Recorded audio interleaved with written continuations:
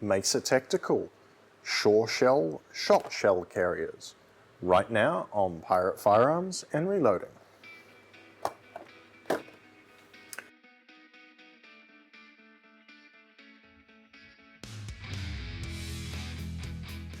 Hey folks, welcome back to the channel. So this is part 2 of my modern day trench gun build, and we're back with more Mesa Tactical products.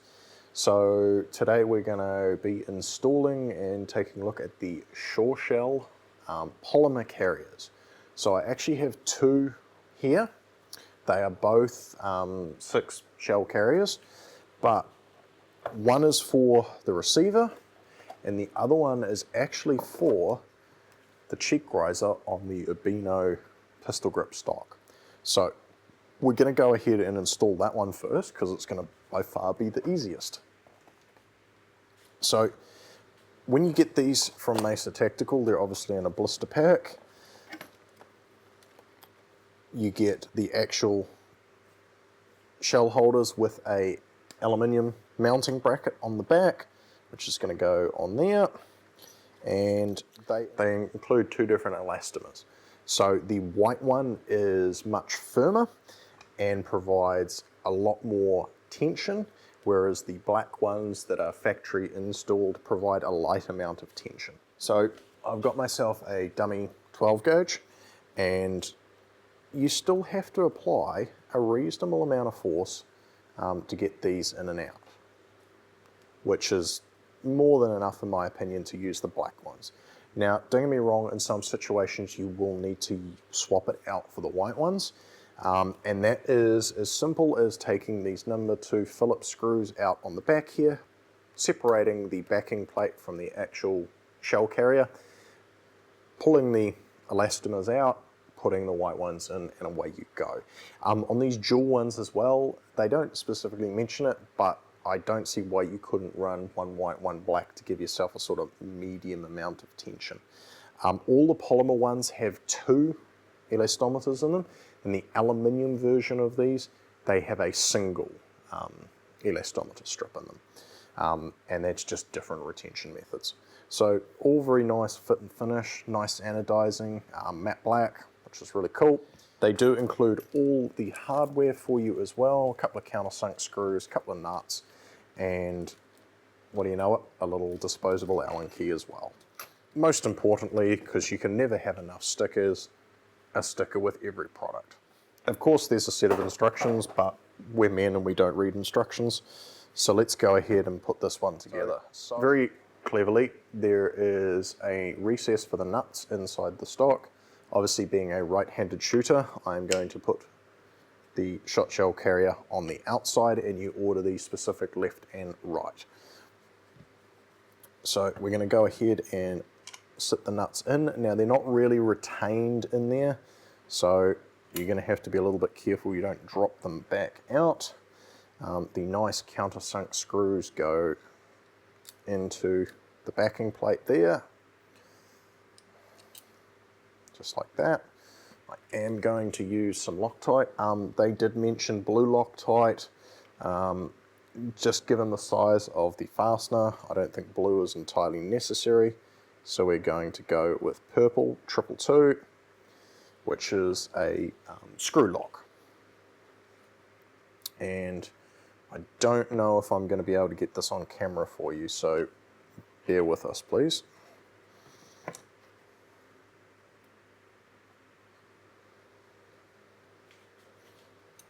Just remember, you don't really want to get Loctite on plastic, so try and avoid it as much as possible. Right. This is where you need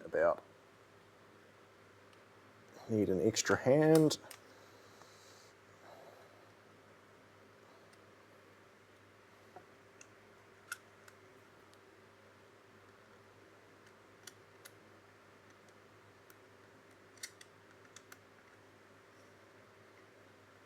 The good thing about providing you a little Allen key like this is you can't really over torque these.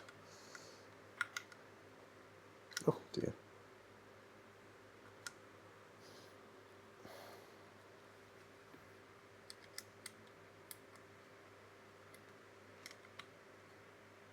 snug them up just like that. Put our dummy round in. Set it down so it doesn't interfere with your cheek weld on the riser. And we're going to go ahead and put that onto the stock. So if you missed installing the stock, check out the previous video. The recoil pad clips off. You have a rail here and rails on the inside of the riser. You can sort of slide it, if I get this right, you can sort of slide it over the end of the stock. Slide it down to the height that you require. I'm going to go all the way down just for now. Give it a firm tap home, and the sort of wings on the recoil pad retain the riser in place. Insert the top in first, push the bottom in, and ta-da, you have a shot shell carrier on your stock. Obviously it's only 2 screws if you want to undo it in the field quickly, and the nuts will stay captivated on the inside until you go to slide it off. In fact, if I was being clever about it, I should have put the nuts in and slid it onto the stock and they would have held in place. So that's perfect. It's low enough down that it's not going to interfere with your cheek weld, unless you have a really, really fat face and you have the shells all the way up. These are done to 2 3/4 or 70 millimeters. So, you know, as you can see there, they're kind of, you'd have to have them sticking out a long way for that to be really annoying. So perfect spot to have 6 extra rounds. So we're going to go ahead and chuck one up on the front on the receiver now. Doing the receiver mount is slightly more involved.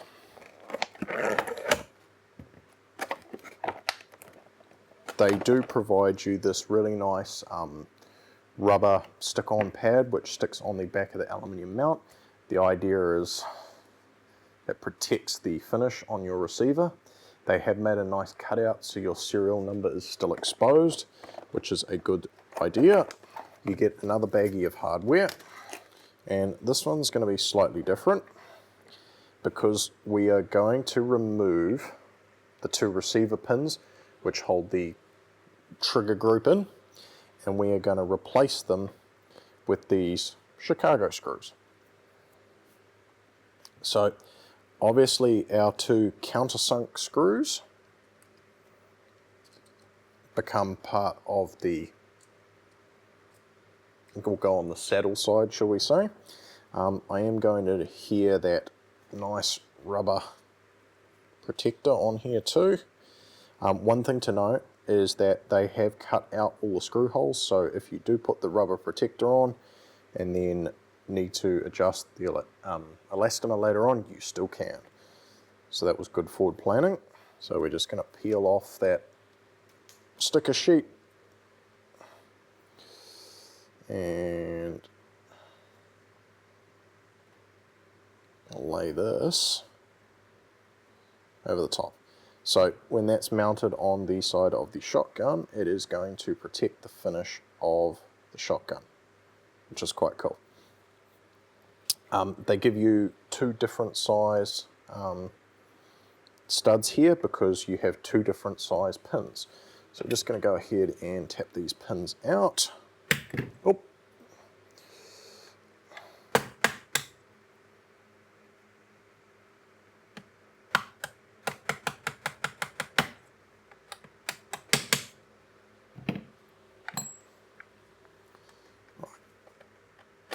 Give them a pull, like that.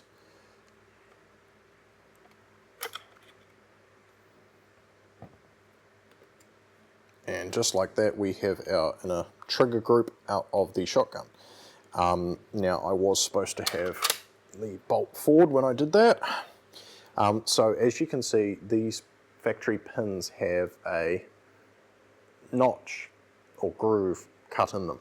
And the reason for this is how your pins are retained. As you can see here, there's 2 little springs inside. Now, the front one, according to the manual, needs to be removed. So your rear pin will be replaced by that guy there, okay? But your front pin is going to require this Chicago screw assembly, and in order to get it in there fully, you do have to remove that front retainer. So all you have to do is stick your fingernail underneath it and pop it out, and with a bit of luck, no it's not, okay. I'm going to use the little hardware bag. I'm going to put the 2 pins and the little retaining spring in that bag. So now what I've got to do is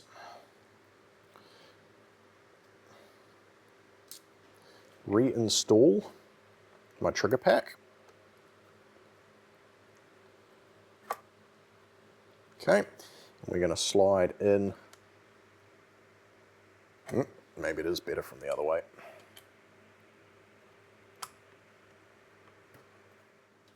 So there we go, that's the rear one in place. Now, they do provide washers, which is perfect. So we're going to place a washer on the front one. We're going to slide that guy in. With a bit of wiggling. Okay, so that's my front one in.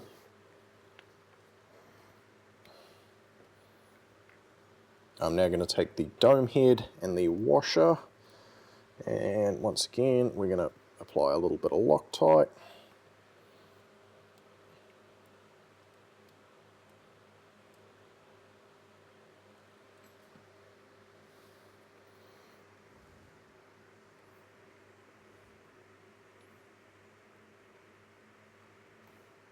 Okay, so those two are in on the opposite side now. So now we need to use 1 Chicago screw for the front and 1 countersunk screw for the rear. They do give you a spare. I'm guessing that's for a different model shotgun, which has 2 receiver pins the same size. So what we're going to do is lay this guy on top, like so. Use one of my dummy shells to try and keep the shotgun up at an angle where everyone can see it.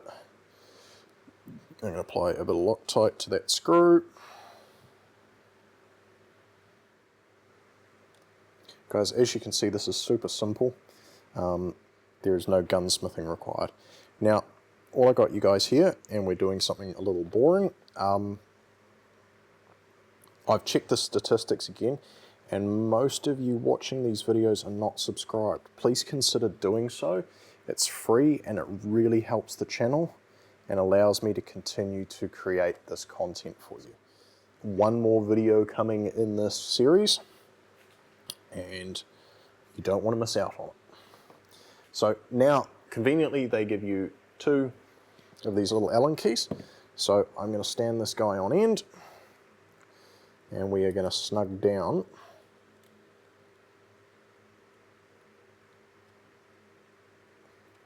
these 2 screws.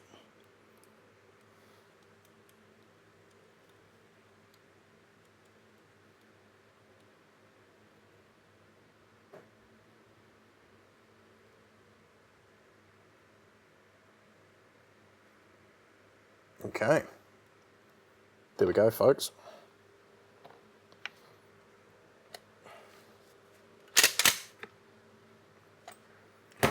So we now have a shot shell saddle on the receiver, and we've got one over on the riser. So there we go, folks. Simple as that. I've now got 12 extra shells actually carried on the shotgun, which I quite like. It's kind of convenient to have them there. And it's not really going to interfere with my loading gate either. That was my initial concern in putting a saddle on the side here. As you can see, I have opened out the loading gate, and I didn't want it to interfere, but with the length of shot shell, if I keep it like that, so it's almost flush with the bottom of the receiver there, I should have no issues. Right, so that's the Mesa Tactical Sureshell shot shell carriers. That was a mouthful. Till next time, happy shooting. Thanks for watching. Don't forget to like this video and subscribe so you don't miss out on anything. And if you found this video helpful, please share it with your friends. If you have any questions, hit me up in the comments below. Catch you next time.